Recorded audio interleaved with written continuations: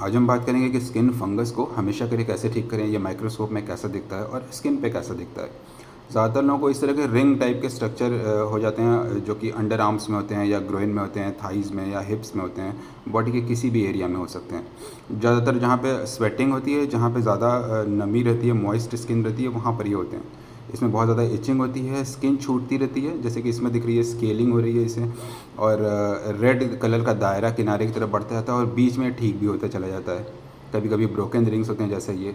जब हम माइक्रोस्कोप में देखते हैं तो बहुत सुंदर संरचनाएं दिखती हैं, जैसे कि ये दिख रहा है, इसमें छोटे छोटे जो सर्कल दिख रहे हैं ये स्पोर्स हैं। ये गोल हो सकते हैं या लंबे हो सकते हैं, जैसे कि इस केस में कोनिकल स्पोर्स दिख रहे हैं।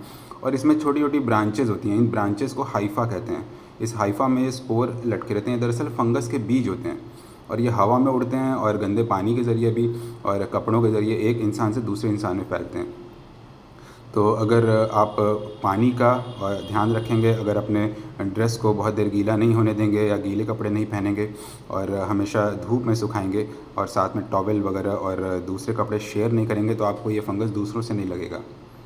माइक्रोस्कोप में अलग अलग स्ट्रक्चर के दिखाई पड़ते हैं और इसलिए जब भी कोई पेशेंट आता है तो हम एक स्किन टेस्ट कराते हैं, स्किन स्मीयर टेस्ट कहते हैं।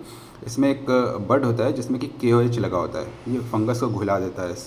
तो जब KOH लगे हुए इस बड को स्किन पे रगड़ते हैं तो उसमें फंगल स्पोर्स और हाइफा चिपक जाते हैं और फिर हमसे माइक्रोस्कोप में देखते हैं तो हमें इस तरह के बहुत सारे स्ट्रक्चर्स दिखाई पड़ते हैं। इसमें अलग अलग फंगल वैरायटी के अलग अलग टाइप के स्पोर्स होते हैं, किसी के गोल होते हैं, किसी के छोटे, किसी के बड़े, तो हम इसे मैक्रोकोनोडिया या माइक्रोकोनिडिया कहते हैं।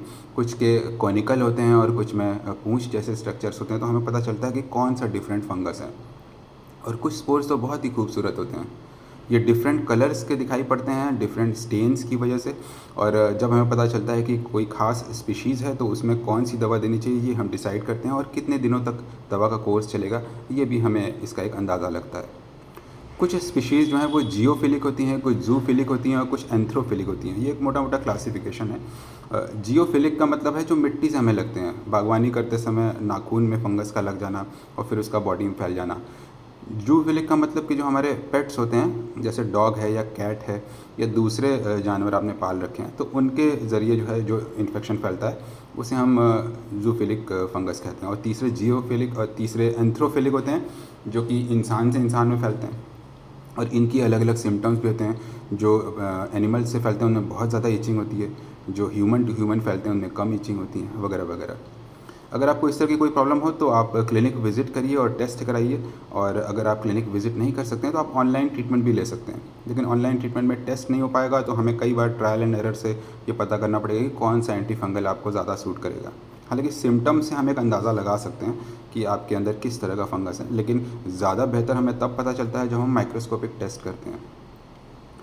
बहुत सारे एंटी फंगल्स होते हैं और उन एंटी फंगल्स का काम करने का तरीका भी एकदम अलग अलग होता है। जो इनमें सबसे बेहतर एंटी फंगल होते हैं उन्हें फंगीसाइडल बोलते हैं, यानी फंगस को मार देते हैं, जैसे कि टर्बिनाफिन। और बहुत सारे एंटी फंगल फंगीस्टेटिक होते हैं सिर्फ, यानी कि वो फंगस की ग्रोथ को रोकते हैं लेकिन उसे मारते नहीं। वो ग्रोथ को रोक देते हैं लंबे समय तक ताकि फंगस निकल जाए, लेकिन उसमें प्रॉब्लम ये होती है कि जैसे ही आपकी दवा बंद होगी वापस से आपका इन्फेक्शन बढ़ना शुरू हो जाएगा।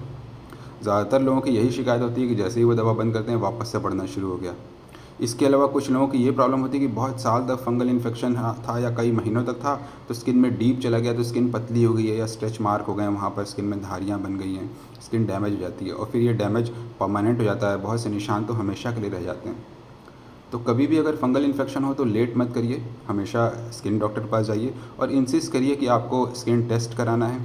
टेस्ट से डॉक्टर ज़्यादा सही तरीके से पता कर पाएंगे कि आपके स्किन में किस तरह का फंगस है और उसे कैसे ठीक किया जा सकता है।